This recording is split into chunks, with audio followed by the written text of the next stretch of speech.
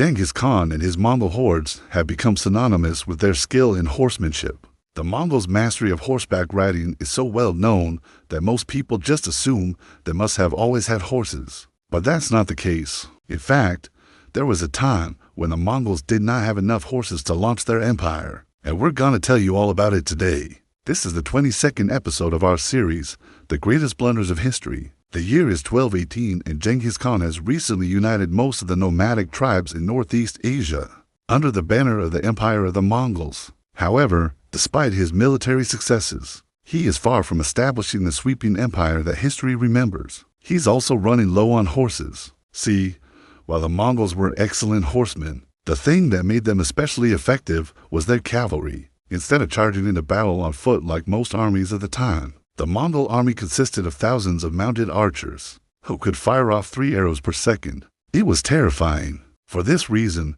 the Mongols needed a lot of horses. But since the empire was still relatively small at this point, there weren't enough horses to go around. Genghis was desperate for more, and he knew exactly where to get them: Western China. Specifically, he wanted these horses. The Western Chinese kept war horses. These horses were huge, up to 19 hands high, nearly twice as tall as the average modern horse. They were bred for war and pulling chariots, not unlike the war horses of ancient Rome. Now, there was one tiny problem standing between Genghis and all those great horses. The Western Chinese had built a wall.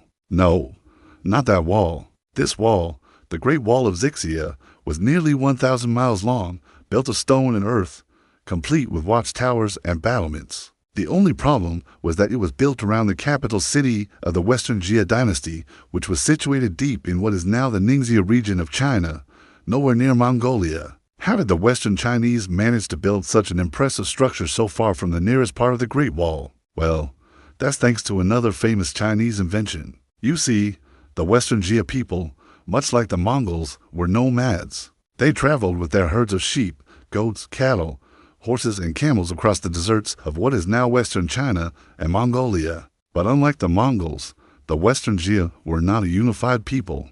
They were an empire consisting of many different tribes and nations, and as such, they had a lot of enemies. In fact, they were constantly at war with the equally nomadic Quraysh Empire to their west, as well as the Song dynasty to their south, who coveted their fertile lands. In order to protect themselves, the Western Jia built fortifications wherever they went. At first, these were just simple structures made of wood and mud, but eventually the Western Jia settled down and began to build permanent settlements. Over the years, these settlements grew into cities, but their walls remained. Then, in 1038, the Western Jia finally united under one emperor, and the small independent city walls became one continuous structure stretching over 900 miles. Only the mightiest empires of China had ever accomplished such a feat. Now, while this defensive structure would have been impressive if built by an empire as old and powerful as the Song dynasty, it was even more impressive considering who had built it.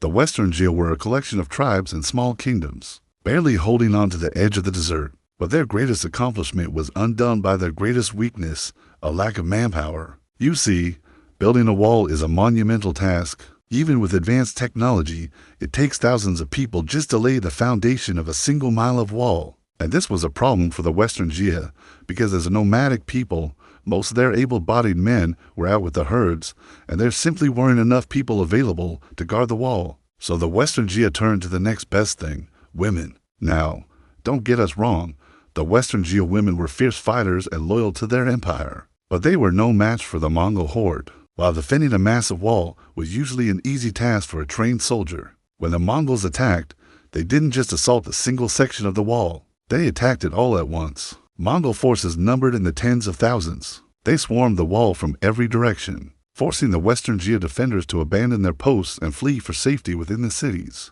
Once inside, the Mongols set up camp outside the walls and laid siege to the cities. The Mongol siege tactics were simple, but effective. They surrounded the city and cut off food and water supplies. Then they just waited. Eventually, the city would fall, either through starvation or because the defenders had gotten desperate enough to try and storm the walls. And after defeating the Western Jia, Genghis Khan claimed all the horses for himself. His army was now equipped with the finest horses in the world, and he was able to recruit even more warriors to his banner. With the infusion of new blood and fresh war horses, the Mongol cavalry was unstoppable. After conquering northern China, Korea, and parts of Central Asia, Genghis Khan and his horse-powered army turned back to the western Jia one last time. By 1226, the entire empire had fallen, giving Genghis access to the greatest horse breeding grounds in the world. Finally, his army had as many horses as they needed, and soon after, they rode those horses to conquer the world. So there you have it, folks. The Mongols' greatest blunder was also their greatest strength. You know, sometimes you just gotta do what you gotta do. If you think that being short on horses is bad, though, wait till you hear about the time that Rome ran out of SPQR in 49 BC. Click right over here to watch our video on Rome's greatest blunder. Thank you for watching. Hey, don't forget, if you want to support the channel directly, we have accounts on various platforms. Links are provided below. We've got exclusive perks for our supporters, including behind-the-scenes content, blooper reels, and even live streams. Your support helps us make this show better, and we can't do it without you, so thank you for watching and supporting.